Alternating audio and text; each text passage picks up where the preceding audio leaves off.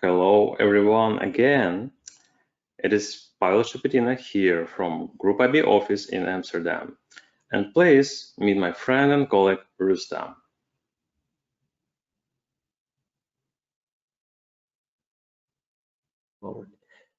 Thank you, Pavel. My name is Rustam. I'd like to tell a little bit about myself.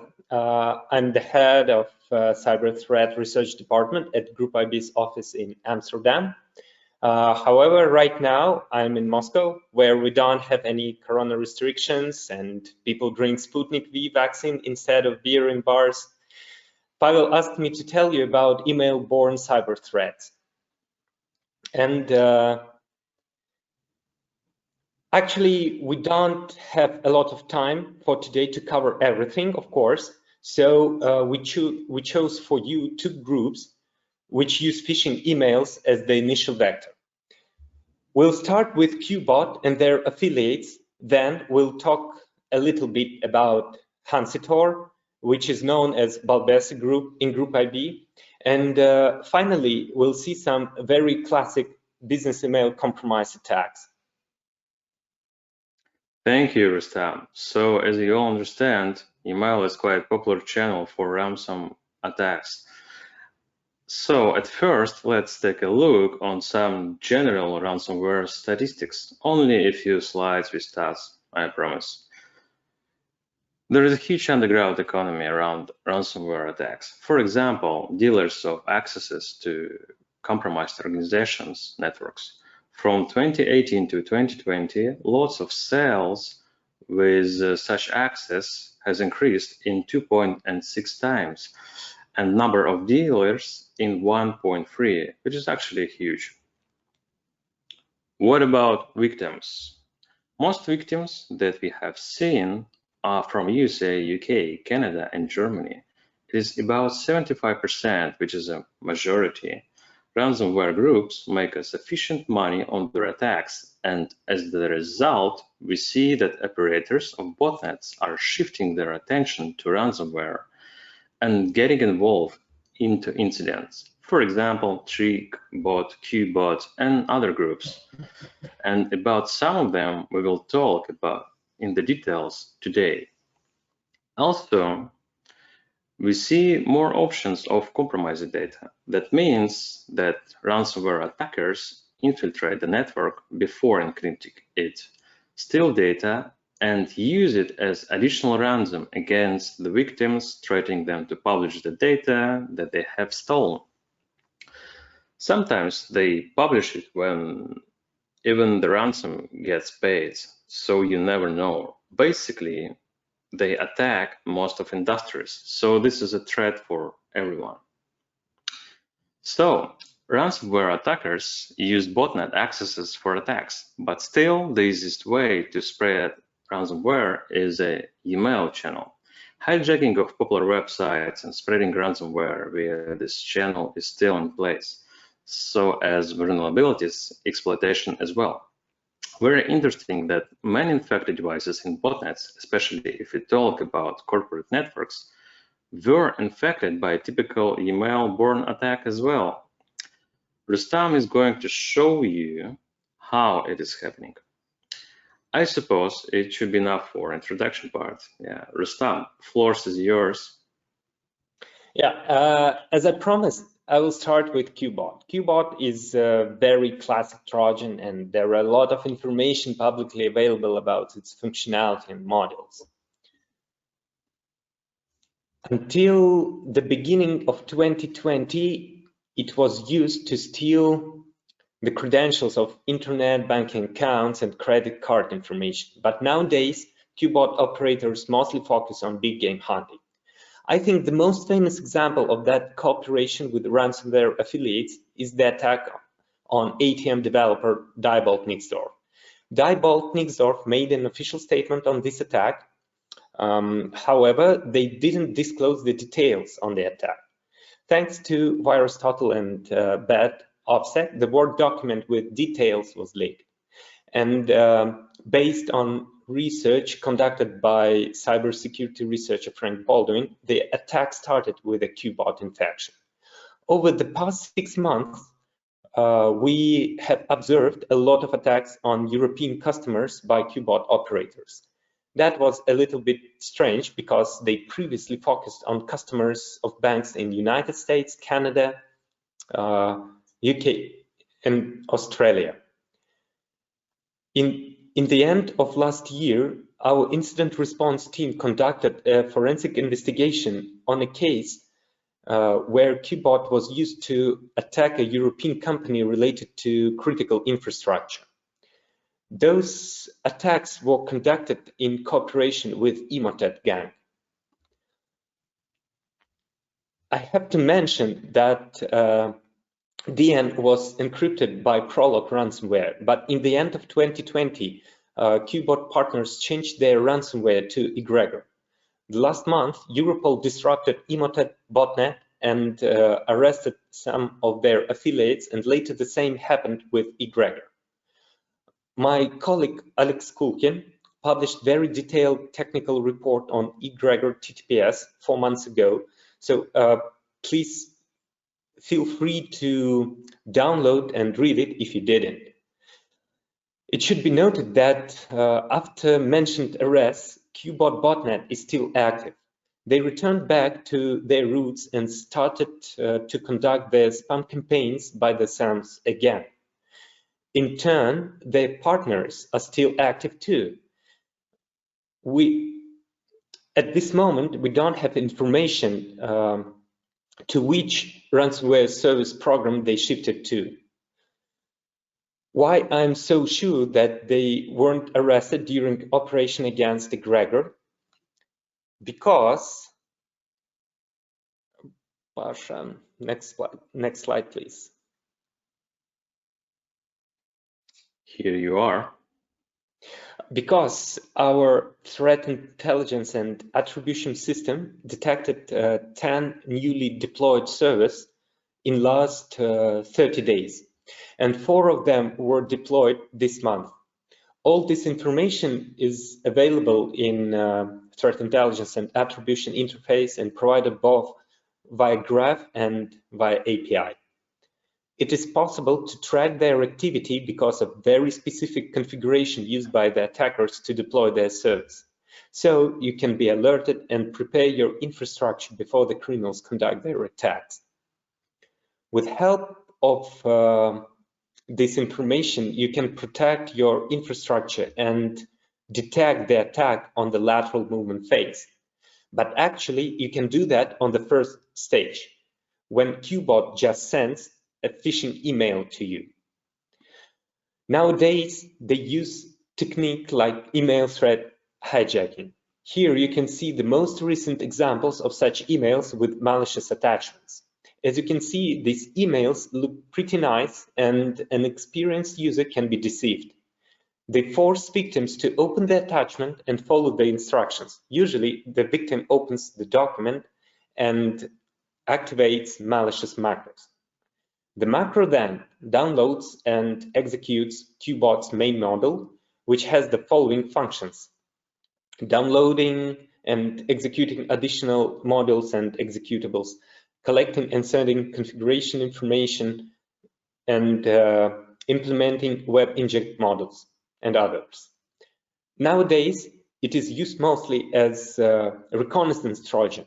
And as a final payload, QBot operators deliver Cobble Strike stagers, which belong to their partners. Pavel, could you show us how threat hunting framework can detect these attacks and prevent them on the early stage? Thank you, Rustam. Of course, I could. If you're talking about the main delivery channel of attacks shown before, obviously we must consider that the email channel is the dominant one. To counteract APT's attempts to get a foothold in your perimeter, you have to set up a comprehensive system that will cover all the data flows in your infrastructure. Here we have our threat hunting framework that was built with all the knowledge that we have about ATPs, botnets, and user TTPs to counteract this kind of threat. We are inside the interface of Handbox that provides the correlation and attribution of incidents based on the information coming from different units. Here we have sensor, which holds integrations with traffic and file sources to then pass all extracted files to malware detonation platform, which is called Polygon, and Handpoint, which is behavior inspection and a host forensic agent, which is covering end user devices. Let's jump to the specific alert. Here you can see alert related to QBot. One of the emails that we sent to the email system had a payload inside that was attributed to QBot.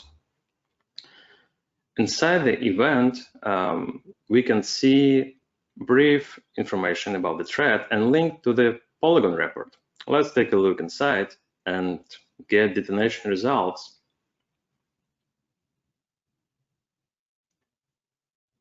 As a result of dynamic analysis, the solution will provide a detailed report consisting of different sections related to the attribution, general information about the file, including video of execution,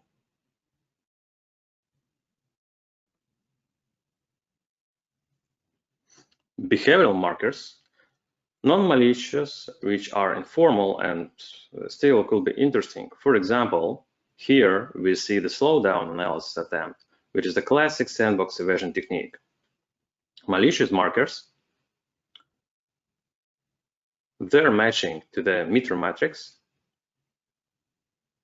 file structure, network activity, and the detailed process tree. Our malware analysts are using this tool as well to get the full scope of tools or artifacts that they were used by cyber criminals to counteract them. Rustam, do you have any other interesting stories to show us today? In October 2020, we detected huge activity made by Hanseator operators. Again, our system detected suspicious activity related to a bunch of servers with installed CobbleStrike team server on them. We started to investigate those servers and found that they were used by Hanseator operators to conduct attacks on companies mainly in the United States. But we also found victims in Norway, Colombia, Brazil, Spain, France, Germany, and Japan. As initial vector, they use both methods, including phishing emails with Hanseator and RDP brute force. As the final stage, they upload Cuber ransomware, which is previously named Buran. We provided all collected intelligence on observed attacks to our customers. You can see notifications on that video in the right side. Next slide, please.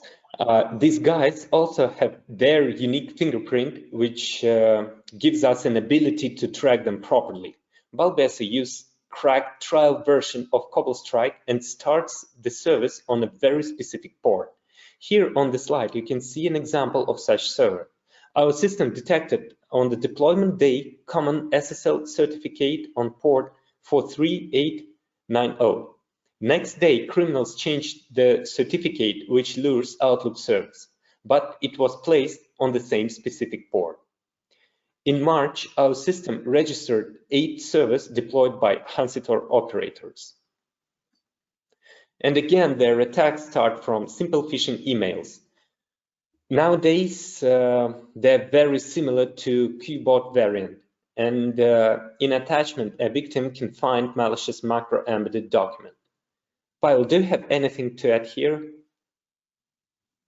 Yes, of course. And here we are. You can see one of the emails crafted by Hanseator. So let's get inside of sample detonation report.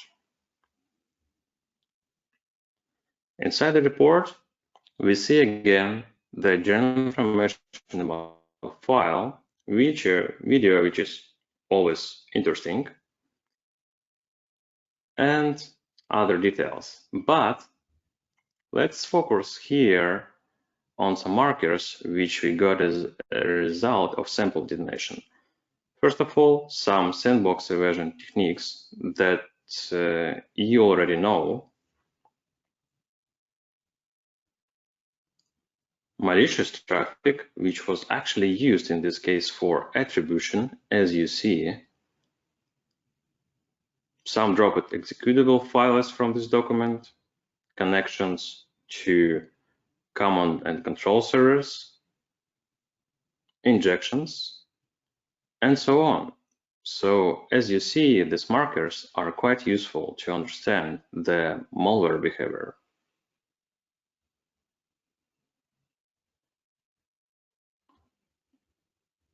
Well, I know today's topic about email threats, but I want to talk a little bit about last incident in Acer. Could I?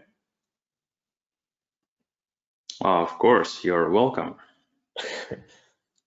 A week ago, Rebel operators published Acer files in their blog in Tor network, and our threat intelligence team started to investigate the case.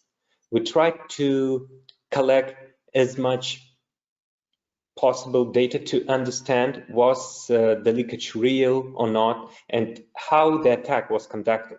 And we were lucky to find evidences of this attack.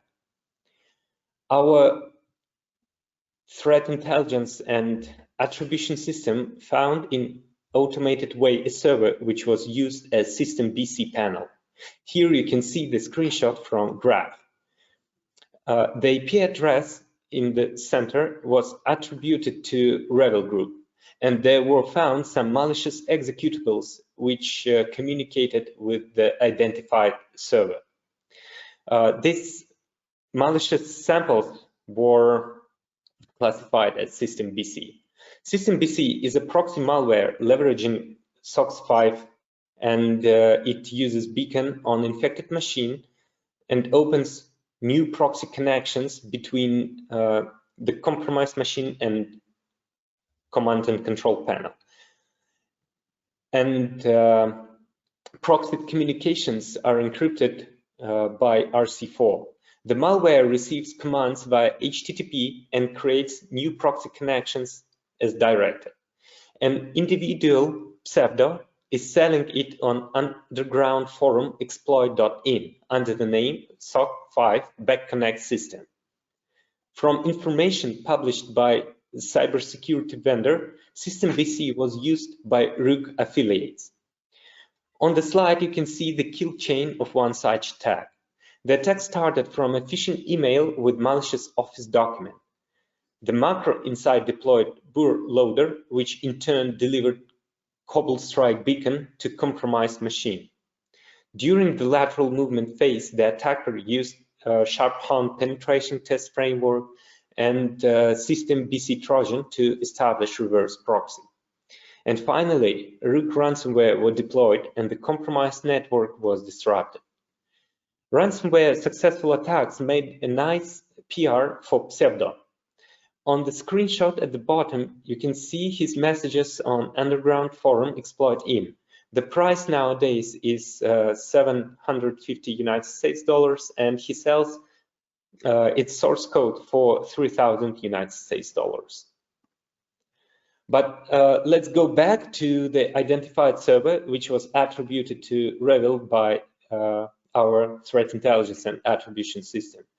System BC panel is very simple and doesn't contain a lot of information. Compromised machines there are listed with IP port to establish proxy connection, PC name and username, its external IP address, uptime, and authentication data. During the analysis of the panel, IP address of Acer United States was found. IP address 199.107.120.8 was found in the panel. Thanks again to our graph, this IP address was used in TXT record of domain name acer.com. This information confirms that Acer US was compromised and the leakage is real. Based on previous attacks where system BC was used, we can assume that the attack started by phishing email. But actually, we don't have any evidences of that, only assumption. Because system BC is delivered as malware as service, so anyone can buy it and use. Quite interesting and exclusive case, Rustam. Thank you. We will see how the story ends. Any other business email cases? Yes, Pavel, I have. I have some story where Group IB was involved. One financial organization reported a fraud where they lost few million euro. Someone sent emails to a bank from an employee's email account to transfer money. Our incident response team started to investigate the case. The victim uses Office 365 in company, and its employees use Teams as main network framework. Neither VPN nor Tor is used by employees in their workday. Also, they don't use OneDrive, and all emails are accessed only via Office 365 interface. Our forensic investigators started to search for unauthorized access made by network intrusion. They searched for any sign of a malware or RDP brute force, but nothing was found. The attack was conducted without RDP access, neither malware wasn't used.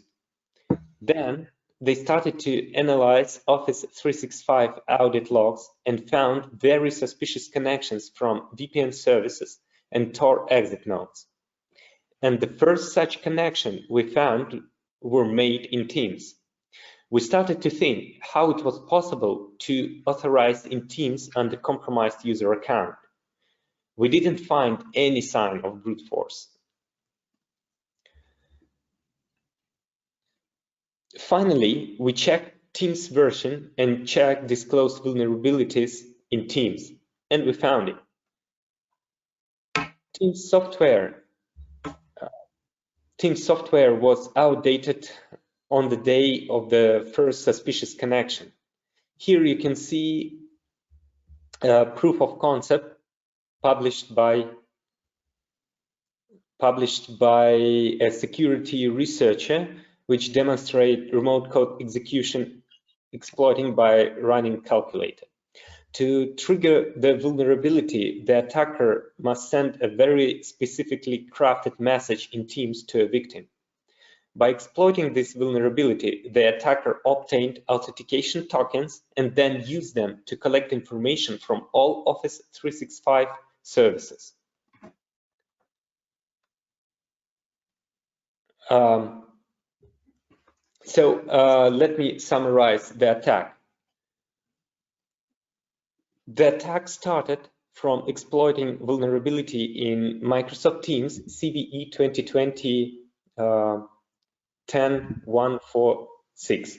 With stolen tokens, the attacker retrieved all data from Office services and then created some run some specific PowerShell script which retrieved all emails from the account. Then the attacker registered a few domain names and used them later. I'll explain how.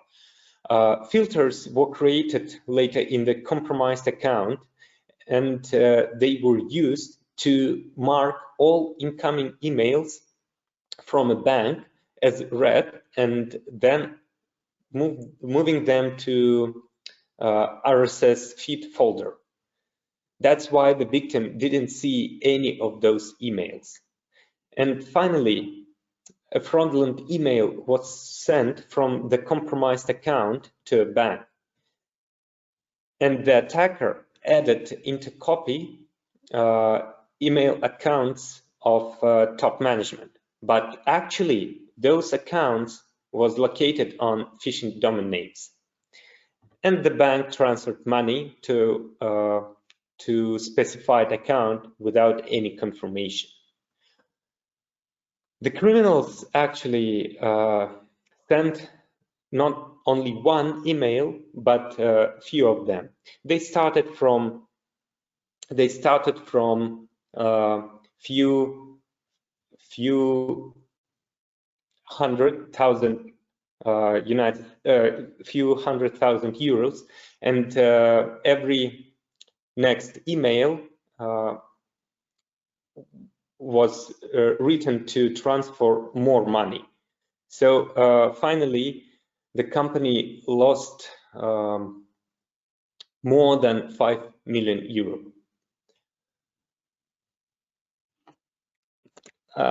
Actually, this type of attacks are very common nowadays, and recent disclosed vulnerabilities in Exchange server opened a lot of vectors for criminals. Chinese hacking group Hafnium used these vulnerabilities to gain access over vulnerable Exchange servers.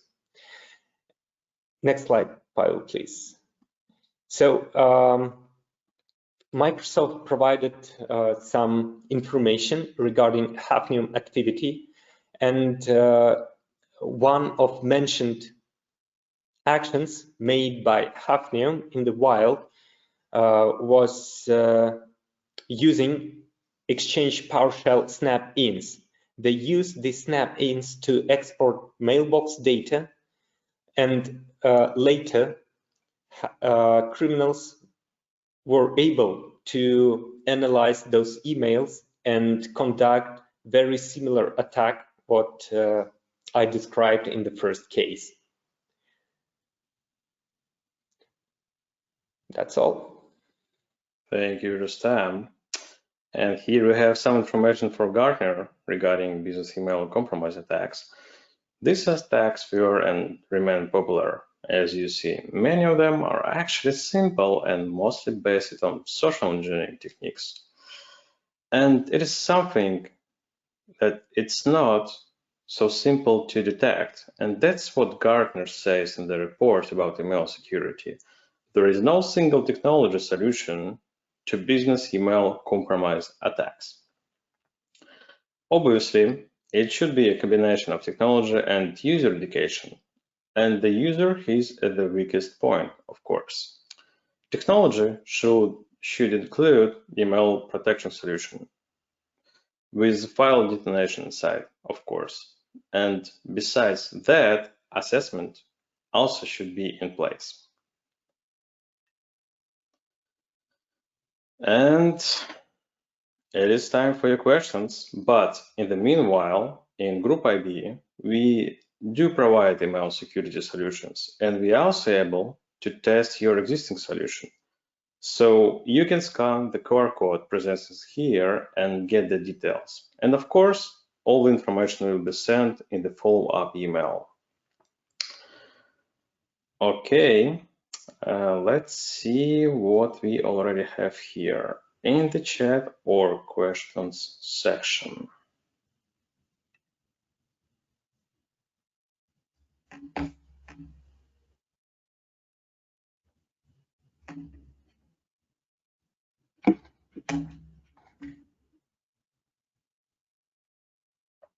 Okay, I'm checking the question list, and I see the first one.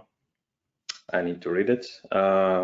Attackers often use legitimate tools such as PowerShell, RDP, background intelligence, transfer service, etc. What is the most effective way to detect such activity? So this is the first question, and Rustam, if you don't mind, maybe I say a few words about EDR solutions and network analysis solution as well. Yeah, sure. So of course you need to cover not only email channel. Yeah, there is also different channels that's supposed to be covered, and the first one is network traffic in your organization. So basically all the traffic should be analyzed with EDR solutions. And really nice idea also to use EDRs on end user devices to see actually behavior of each device in the corporate network. Rustam, do you have something to add here? Yeah, I think that in case if we speak about PowerShell scripts and PowerShell commands, you can find them in security audit logs of Microsoft Windows, and there are a lot of tools which can be used to find such suspicious activity and localize them. So if in case of such executing of PowerShell scripts, you can also restrict them by tools provided by Microsoft. So actually, there are ways to not only to monitor such activity, but also to block them and alert system administrators. If Pavel share with me later email address of a person who asked this question, I'll provide some materials of Group IB regarding this topic. Yeah, still anyway, we are going to share a lot of useful materials in the follow-up email. And we have the second question. Let me read it. How effective are modern detection tools in detecting spearphishing? Can you rely on fully automatic detection? So I think this one slide ago, there was a quote from Gartner, like there is no 100% protection. Yeah. And of course, you need, first of all, also rely on retrospective analysis as well. So this process should be in place, yeah, because sometimes email can be passed, and it should be retrospective analysis if you realize that email was actually malicious. And you need to build the process how to respond on these retrospective detections. So it is important because you cannot rely on 100% on any, I would say, sophisticated solution in case of email protection. Rustam, you have anything to add here? Yeah, in Group IB, actually, we're working on, increasing efficiency of our detection part of THF and other systems. And as cybersecurity researcher, I can say that there is a way to evade any detection, but we can try to find some specific fingerprints of this unique or particular case and teach our systems to detect them properly. So based on my experience, all well-known and or generic attacks conducted by email now are detected well or properly by THF and Polygon as well. So the only excludes from this process might be attacks from state-sponsored hacking groups. But as I said, every time when we analyze such events, we'll immediately improve our systems to detect them. So every day, analysts of Group IB are working on those files, and we check not only marked as malicious events, but also clean events. So we just want to be sure that we cover everything. Okay, we have a few more questions. And the next question is, what will be the plan for responding to the ransomware attack? Pay the ransom? I think my answer is a call group ID. I think, yeah, Rustam, probably you have something to add. Pavel, could you repeat the question for me, please? Yeah. So the question was, what will be the plan for responding to the ransomware attack? Pay the ransom? I answer it on it like call group IV. Okay, so actually this is, yeah, it's very interesting questions. In Group IB, of course, we recommend to everyone not to pay.